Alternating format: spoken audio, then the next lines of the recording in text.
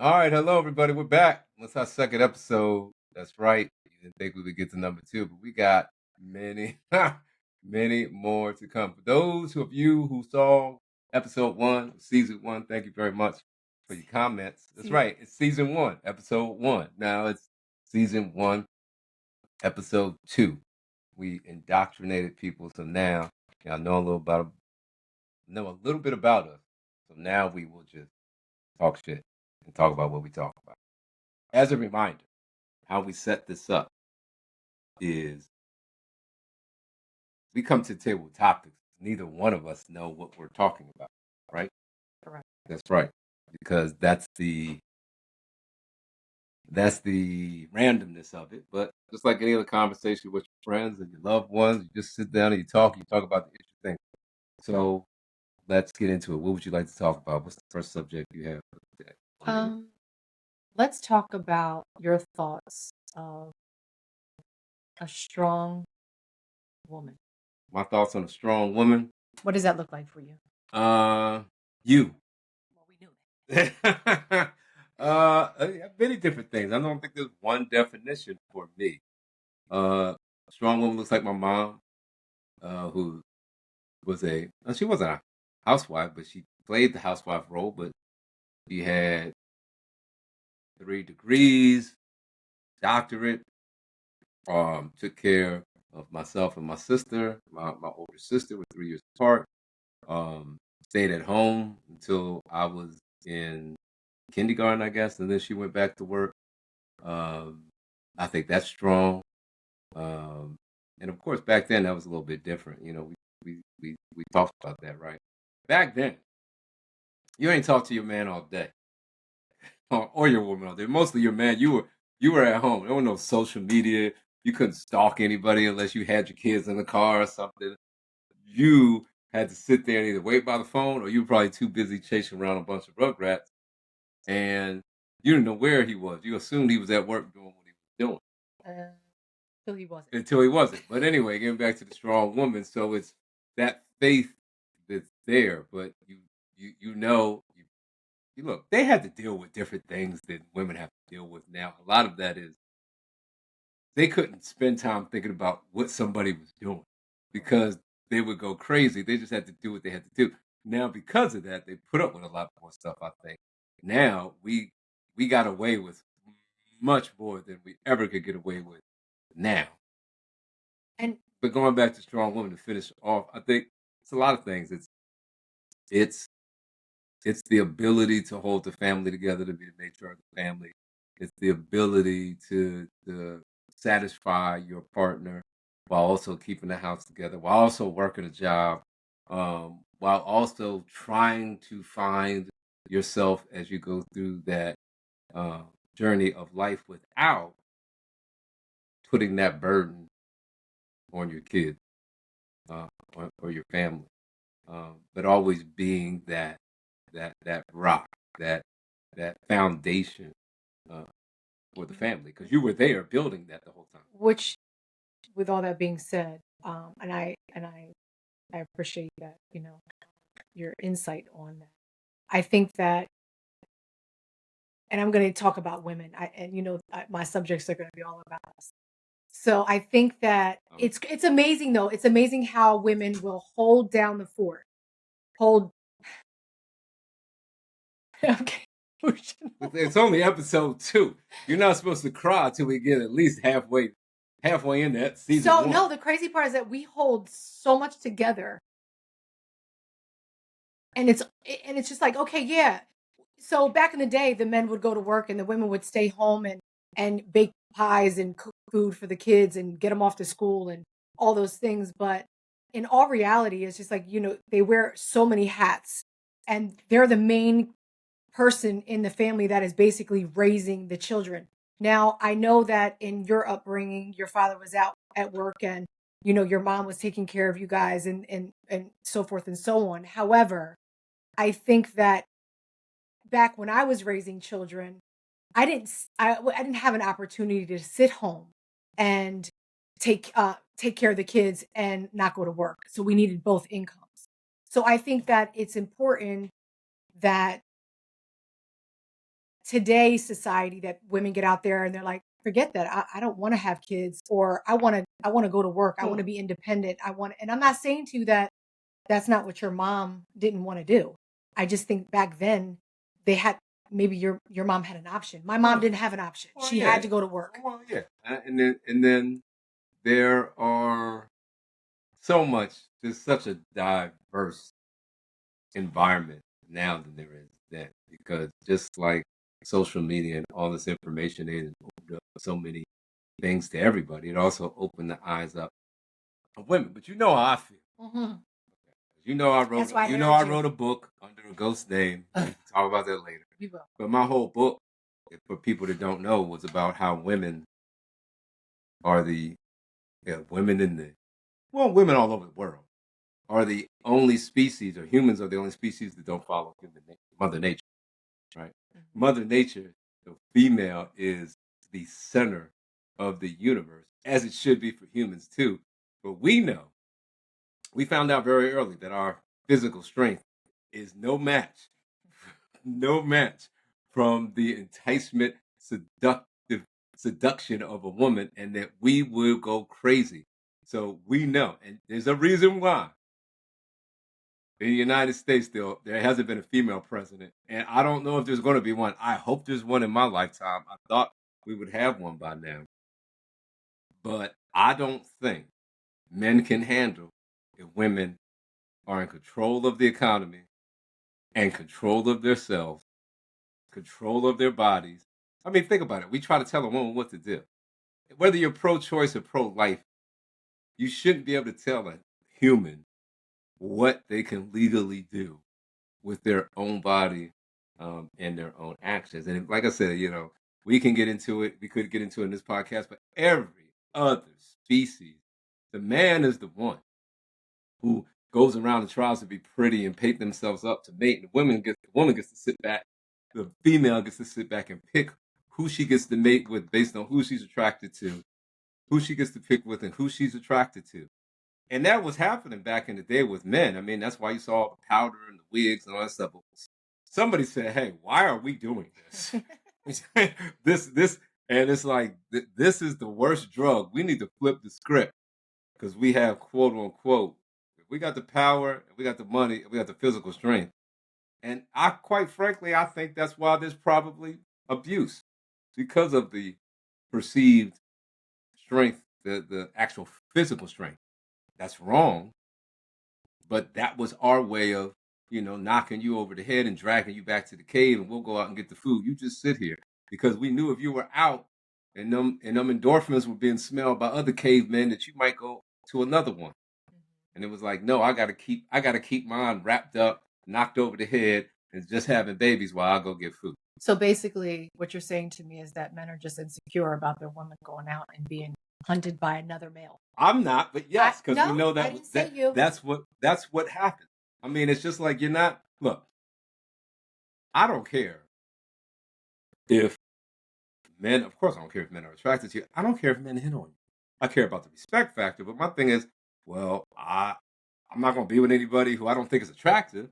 So of course, if I think you're attractive, I'm sure many think you're attractive. So how can I be mad? It's kind of like you're driving around in a daggone Ferrari, and you get mad because people go, "Oh, dang, nice car." It's like, "Oh, don't look at my car." It's like, look, my wife is beautiful, my girlfriend is beautiful, my significant other is beautiful. It's like, why wouldn't everybody else appreciate it? There's a difference between appreciating beauty and actually disrespecting acting on it. That's a whole nother subject too.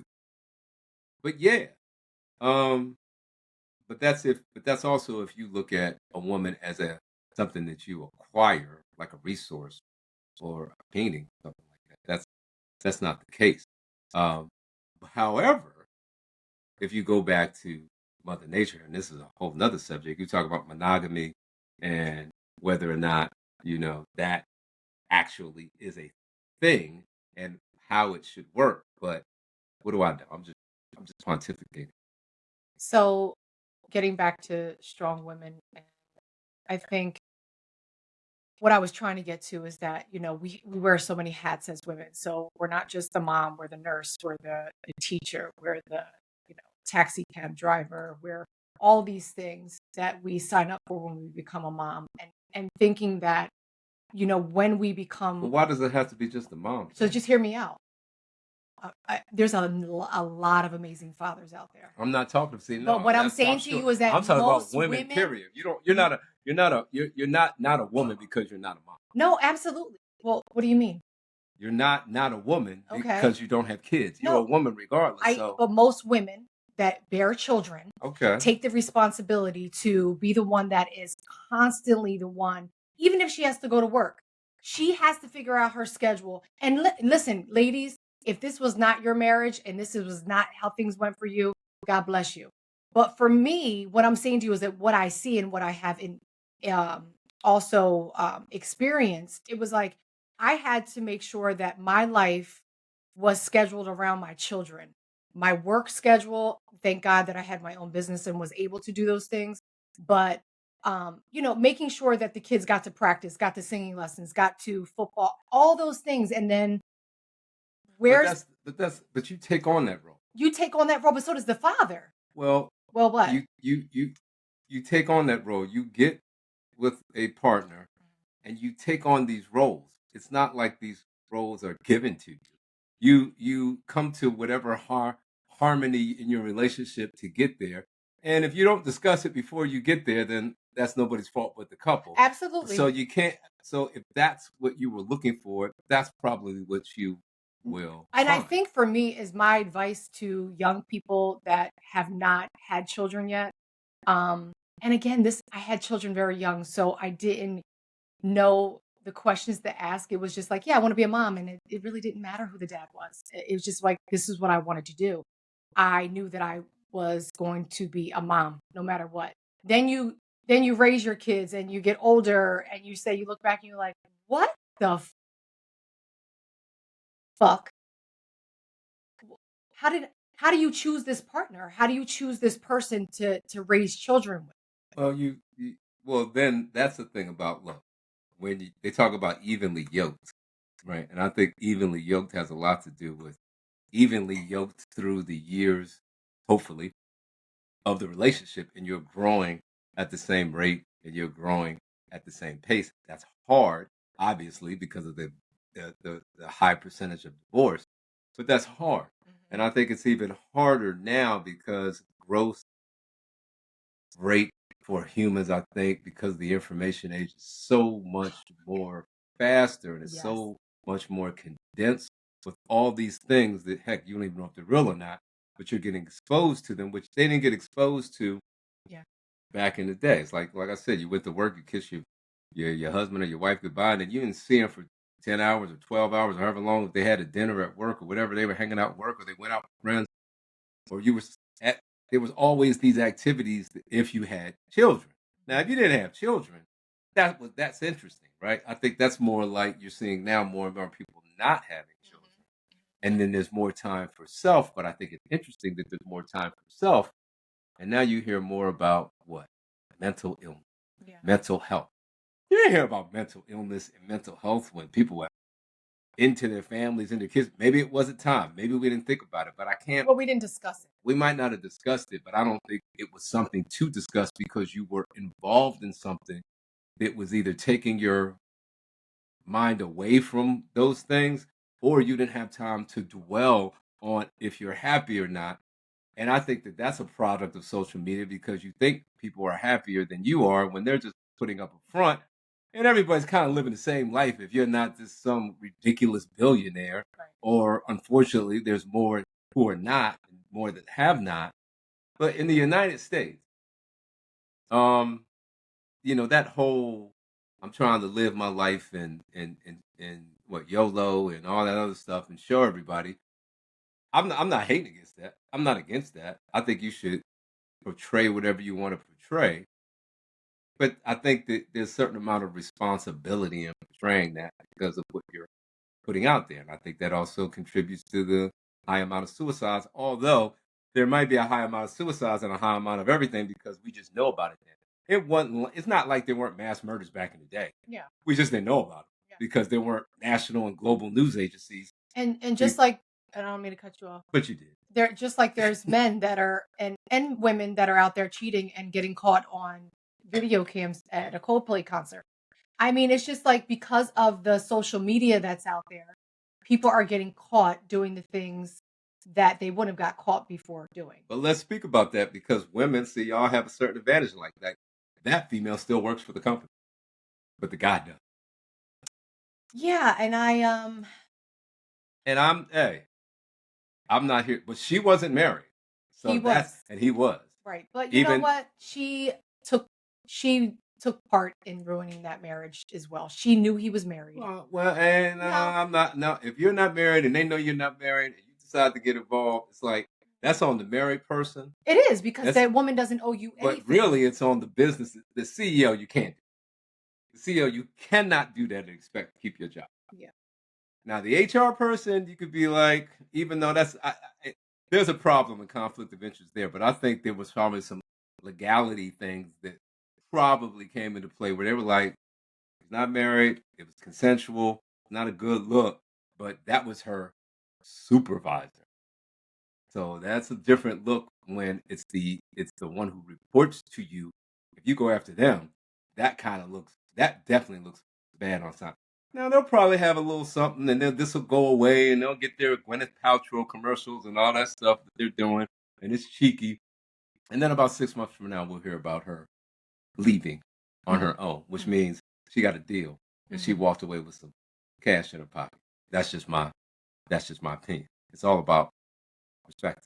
Speaking of perspective, I want to tell you something. Supposedly, this will add 50 points to your IQ. Perspective. I'm gonna tell you this story. True story. I got this story from somebody else, but true story. So there's a wealthy man that walks into a bank in New York. He says, I'm going away to Europe on business for 2 weeks, and I need to borrow $5,000. He banks there. The bank's office is like, of course. We'll need security for the loan. He says, well, here's my keys to my new Rolls Royce. Rolls Royce cost about $250 back in the day. Of course, more than that now. $250. $5,000, $250.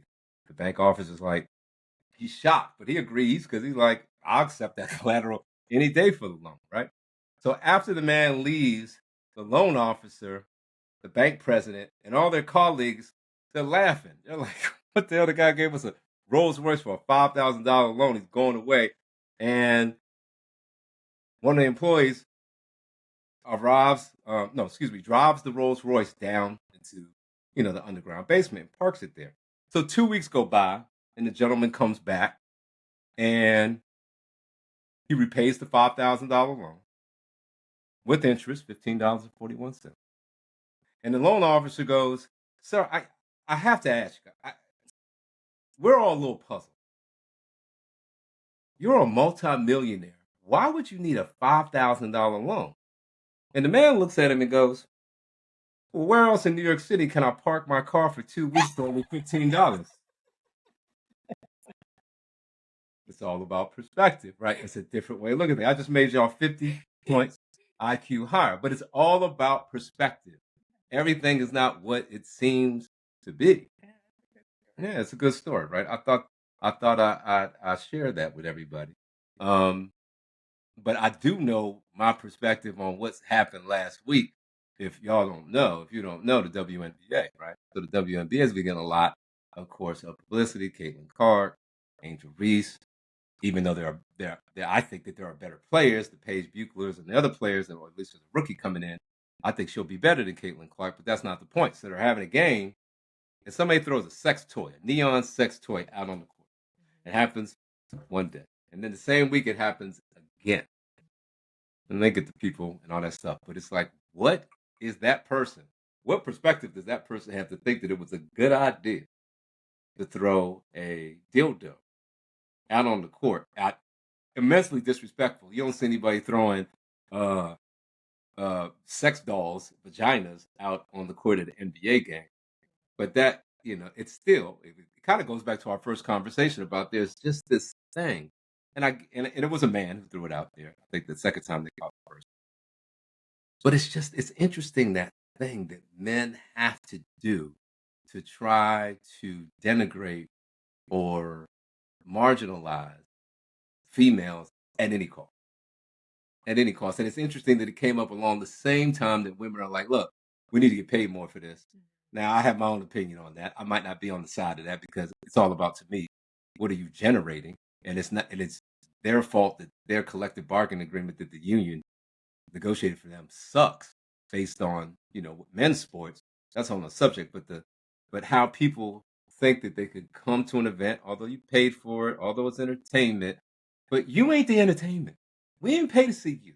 We ain't paid to see you do a javelin of a dildo across the court. So why do men feel like they have to do that in a female arena? Well, I'm not a man, so I don't know if I can answer that question. However, getting to this topic of women athletes, I think, and I know that you might have a different perspective on this, and we talked about this in the past, but I know you're like, okay, the NBA arenas are filled up, by men and women. And then you have the WNBA that, they don't have the support. They're not, Oh, not this year. No, not this year. They do. right. Sold out arenas. And that's highest ratings ever because of Caitlin Clark, and the product is a little bit better. They got a different league that's paying more. So women's sports are at a summit right now, and I hope it's not the highest summit, but it's at a summit right now. Yeah. So okay. So I know that in the news, it's like a debates, or I don't even know because I don't really read the news, guys. I'm sorry, I'm just not in it. But I know about transgender athletes. They're trying to get away with the transgender athletes. See, now that's almost like throwing a dildo out on the basketball court. No, what I'm saying to you is because you went from WNBA players to transgender. Okay. But what I'm saying to you is, why do people think that I don't think that transgender men should play against women. I don't think so either. But how's that throwing a dildo? Because you kind of you're making. See, I don't know if it was unconsciously or subconsciously that you thought transgender when you're thinking female athlete. Well, when you said somebody throwing a dick, that's what I thought. That's the connection for you. Yeah. Somebody throwing a dildo out there. Well, I had it the was connection disrespectful. If they made it sexual when it's not a sexual thing. Right. But the thing is that men, again, I think that men think that they want to portray like they have this higher power than women. And yes, they do. But in all reality, no. Well, because men don't want women to be, like you said. Higher power. What higher power do we have over you? Well, not men in particularly, but the government make the choice. There definitely is a theme that men should have power over. They should? All things. I'm saying how certain sectors of the society think. We know that that's not the case. I mean, we know that women have led some of the most powerful countries in the world, except the United States. and that shouldn't be a surprise when the United States was built on pilfering and killing and rape and incest. And it is. That's just our history that we have to get past, and slavery and all these other things. All these violent things, they have proven most of the violent crimes in the United States are committed by males. Right. More predominantly white males. Yes. But that's because there's more white males than there are other ethnicities. So I'm not saying that to hate on white people, because obviously my wife is white. So that's not the point. The point is fact. While we may be in jail at higher percentages of the population, there's more white people in jail than there are black people. Yes. There's more white people on welfare than there are black people. Yes. But going back to the violence, and I think that's where it comes from. And it was interesting. Yesterday on the radio, I was flipping through on the way back from the station, and this gentleman was talking about, and I caught the gist of the conversation, but it was interesting. He's like, well, should I be more offended or concerned about kids seeing somebody have sex on TV and shielding them from that, or from all the violence that's on TV and in video games that we are numb to, that we don't think about. And so, what's that? So, would I rather somebody go out and I love, I don't have biological kids. I got a bunch of stepkids and a bunch of grandkids. Thank you very much. A And bunch. a bunch, a plethora, a horde of of stepchildren and step grandchildren. And so I'm really stretching, saying, "Oh, how I think about it, 'cause I haven't had them." But if I did, I would try to protect against both. But would I rather my son or daughter go out and kiss somebody, and hug somebody, and have protected sex with somebody before they should have, or would I rather go out there and them shoot somebody, or knife somebody, Yeah, or run over somebody with a car, or throw somebody out the window, like definitely the kiss. violence they see? So I think it's interesting what we perpetuate in our society, and we think it's okay and what's not, but yet we demonize some things. And getting back to women, and I think that's part of the throwing the dildo out there and all that stuff. You start to, you marginalize, because you make it sexual by throwing a dildo on the court, and then it changes the focus between, oh my god, they threw a dildo on the court. um if somebody would have threw, I mean, heck, at hockey games, they throw animal, fake animals, and they throw all this other stuff. They don't throw sex toys, but it's men. Why do you think they? I think it's because they wanted to make it about themselves, because they couldn't know that they weren't going to be caught, Yeah. because there are people around that are going to be like Mm-hmm. that person. Um, it's social media. It probably has something to do with that. I think they're ignorant as fuck, disrespectful as fuck to the women who, I mean, look, these women are no different than men who play professional sports. They dedicate their lives. And as an ex college athlete, and all the time that we spent doing it, I can only imagine. And with our stepson, or with my stepson, your son, going on his professional basketball journey, and you see the hard work that was put in over the years to even get to this point. Women do the same thing. Mm-hmm. And it's just disrespectful to them in that arena, in front of all those people, to make it about a fan. Mm-hmm. You're right. So I had a topic that I wanted to talk about, and this has to do with women, and it has to do with, it could be the dildo, whatever. I know your thoughts on women, um, and being promiscuous, having more sex partners, and all those things. But for me, growing up, it was, as most women, it was shied upon if you had, too many partners. You were called a whore. Even if you didn't have a lot of partners and you were committed to one person, you still could have been called a whore. But the thing is that what you made me look at things in such a different perspective on how how I grew up. And let me take this back. I grew up with a brother that said, if I was a girl, I'd sell my ass. Okay. This is what my brother would say to me. I was like 16 years old, and he's like, you guys are crazy. I remember one time I was maybe 17. I needed a tire. And he says, what are you doing? You're sitting on that ass. Go have one of these guys that you talk to pay for your tire. And I'm like, I'm not doing that. That's not what I'm doing. And it's just so crazy because growing up, he tried so hard to protect us from the guys.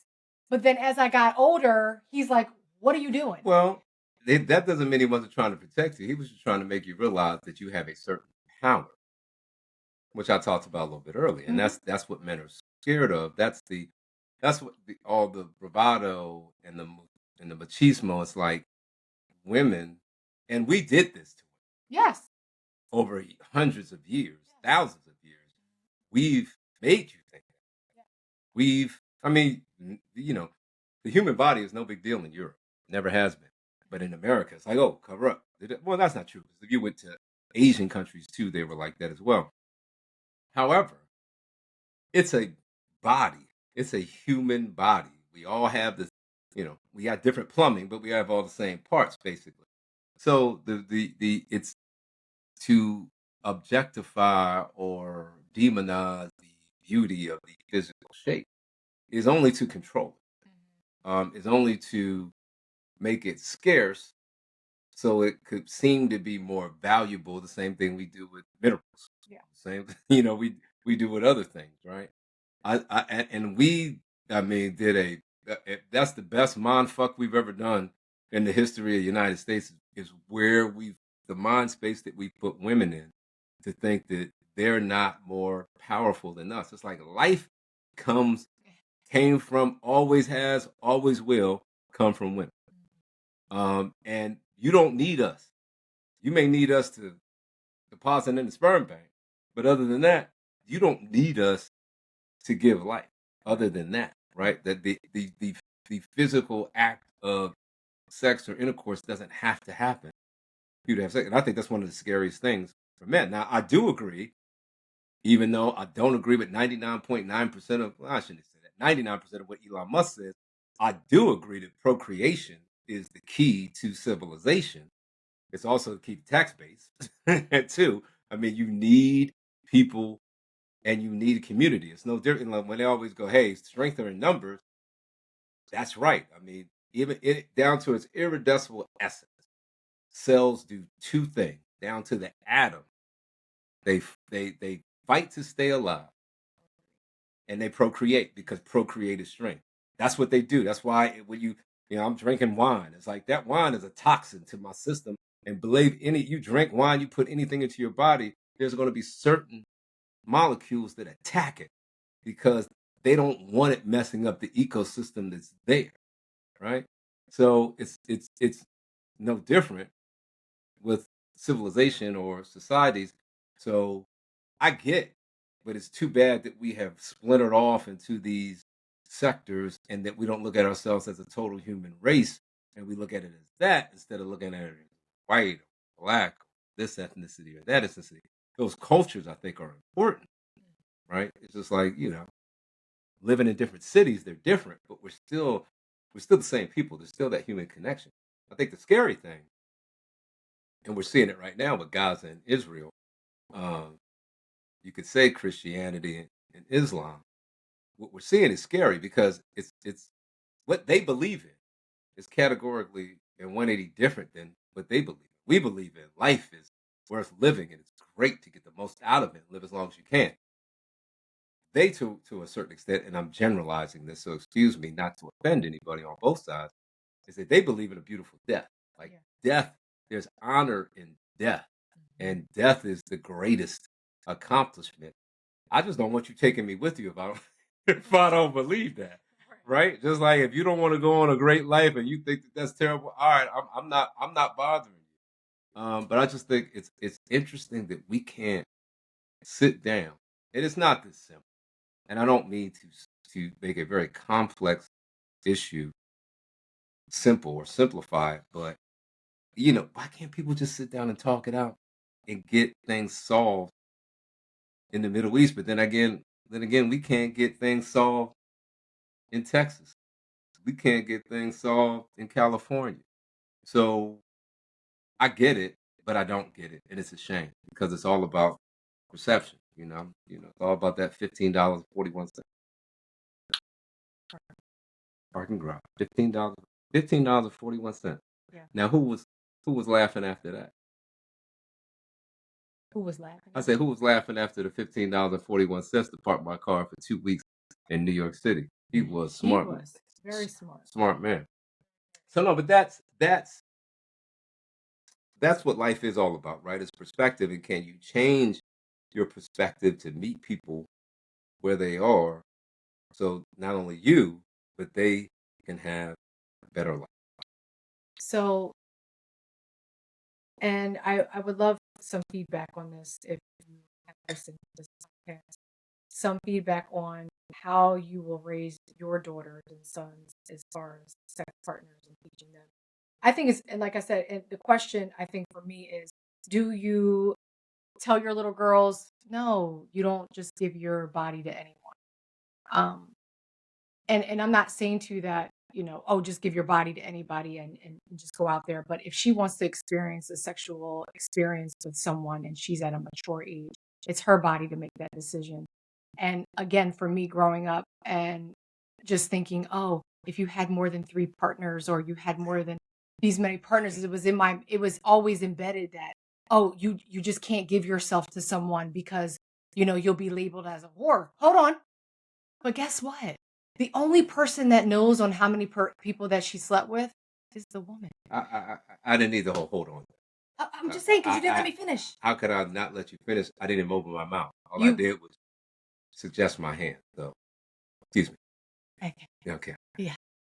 It's very similar to the conversation that we were having.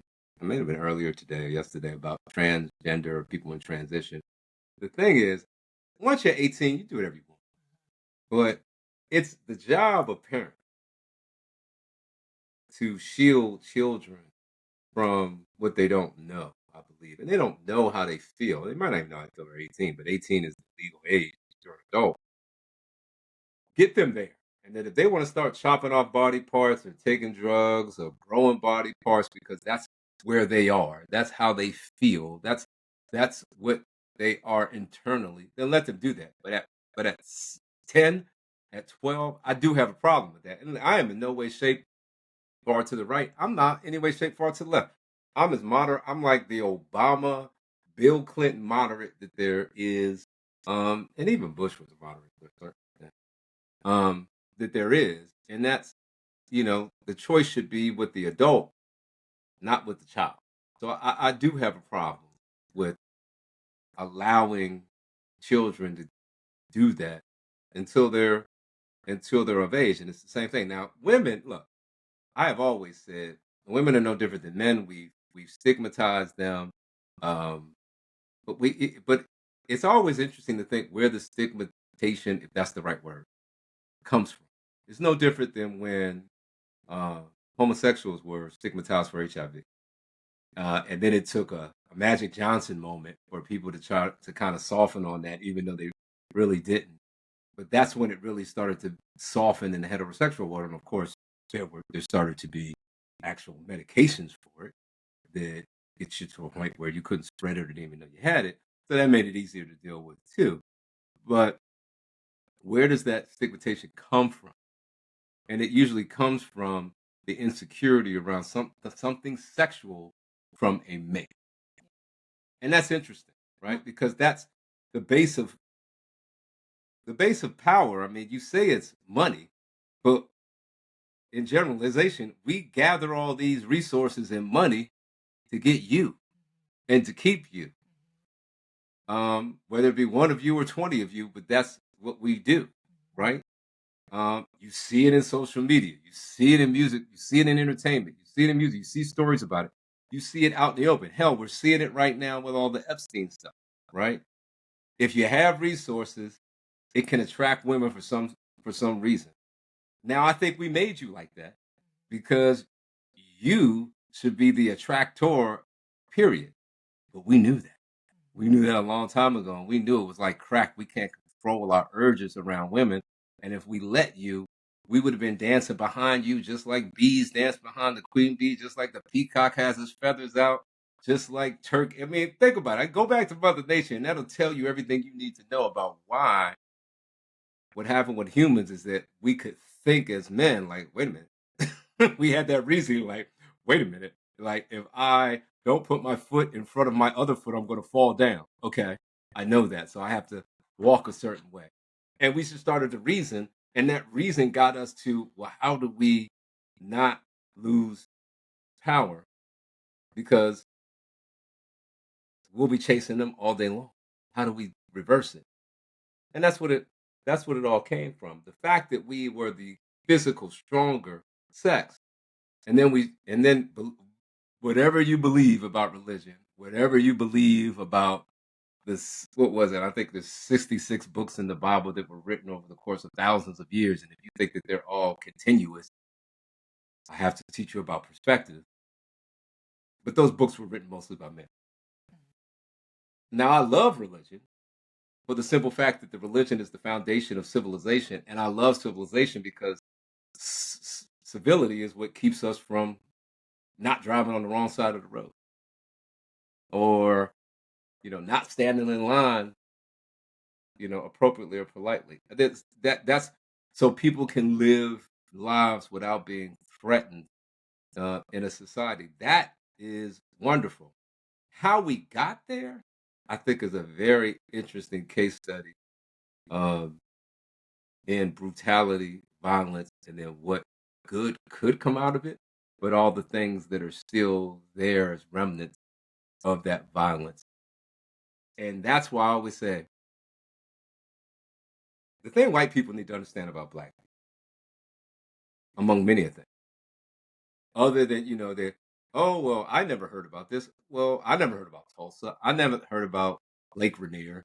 I never heard, all these wonderful and beautiful black communities that were built and then wiped out when white people back at the time thought that, well, I don't have what you have. You guys shouldn't be doing better than us. What you need to understand about black people is that we have persevered, but we're just like the kid that got abused all their childhood and they're trying to make their lives better.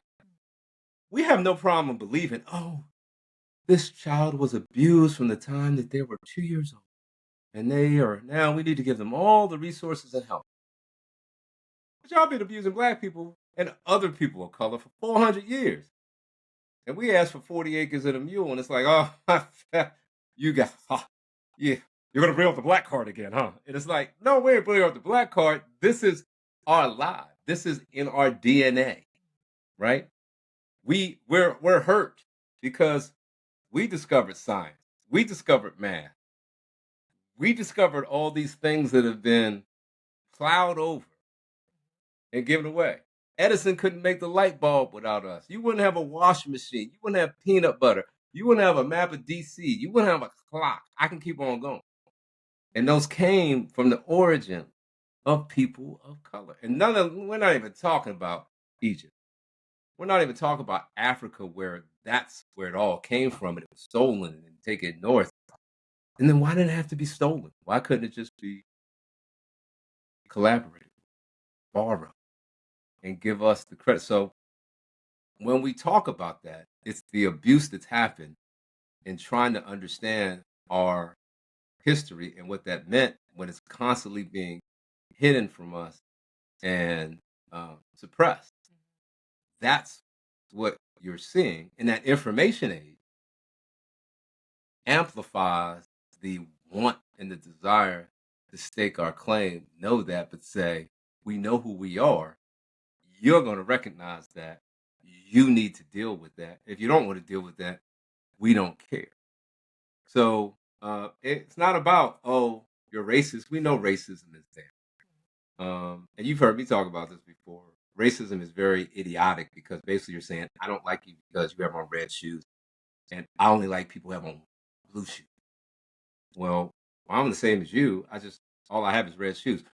Well, you're the devil, or you commit crime, or you don't belong in this neighborhood because you have on red shoes.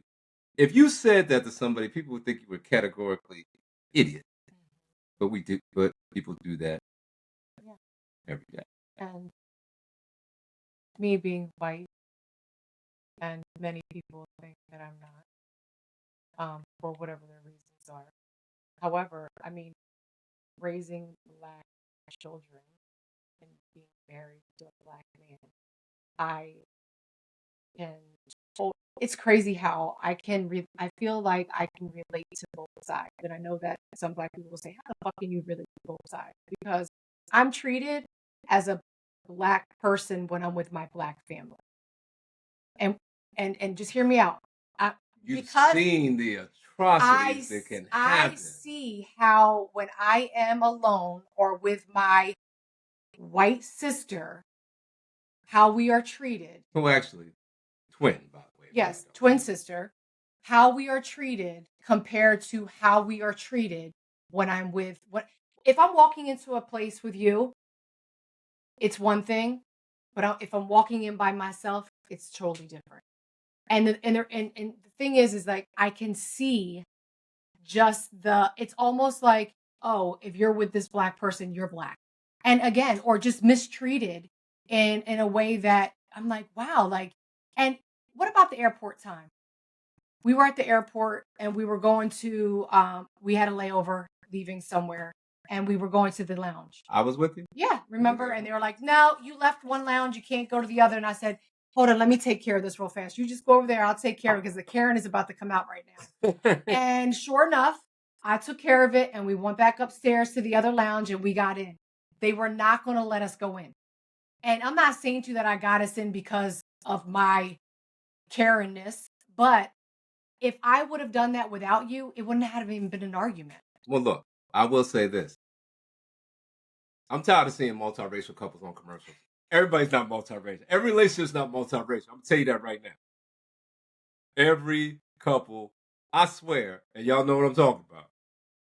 I bet you at least 70% of the couples you see doing soap, food, cars, everybody's in a mixed relationship. It's cool, of course, because I am too. But look, everybody's mixed. It doesn't matter. However, it's a little bit much. It's almost like there aren't couples that are white, and there aren't couples that are black, and there aren't couples who are Hispanic, and there aren't couples who are Asian. You gotta have a mixed up vibe, and then they find the perfect kids that look like they mixed up with the couple. Sometimes they don't. Right. But I used to play a game with her when the thing would come up like, oh, there's another interracial couple. It's like, okay, somebody in ad agencies, we've gone a little overboard. And you know what? Look, I get it. If I was white and I was used to being around all white people, and then all of a sudden I'm seeing different people that I'm not used to, I may be all right. But see, I can't think like that because when you're black, you're so used to being, especially if, especially depending on where you live, what your job is, and all that stuff. You're used to being in a world where you're the only black person that you see, or one of the very few, until you get home. And you're so used to it, and you're used to having to be able to. We always talk about that. You get a handshake to everybody else, but when you see a brother, you're up there, you grab it, you doing all stuff. You seen the joke, you dapping people up, and that's true. And look, I've been around white people who have gone into places with me that are mostly black, and they feel different. They're like, you could tell that they're uncomfortable, and I get it. But that's no different than if you going to China or going to Japan, and you're definitely the only person of color in that building, and then how they treat you, it's different. But I get it. It is an unfamiliar surrounding, but should it really be that much or that different, or you should feel that uncomfortable? Because we all speak English, so we all should be able to communicate. The cultures might be different, and that's fine. But it's interesting because we say that, and then back in the day, like for instance, hip hop, right? Like we came up with hip hop. That was ours. So just like jazz is, and in country music too, people, that was us. Just let y'all know that. But then when it gets popular, it gets taken over. And right now, I mean, 75% of hip hop music is bought by white people, and that's cool. And that's great because it gives those entertainers income and success and wealth and all that stuff. But it's like our culture is very rich and fun, and there's a lot of fiber to it. There's a lot of there's just a lot of weight to it. It's okay, um, but appreciate it all the time. Just don't appreciate it when you close your door. You won't put your headphones on, or you won't blast music in your car and stuff like that. That's the thing I really appreciate about Hispanics, Latinos, however you want to call them, is they own their culture like any other culture, and they don't give a fuck. They don't care. They love it. They show it, and we've been kind of trained to almost kind of like, oh, let's keep it here until we get home, and then we let it loose. They don't give. I love that about them. They're just unabashed, like they're unabashed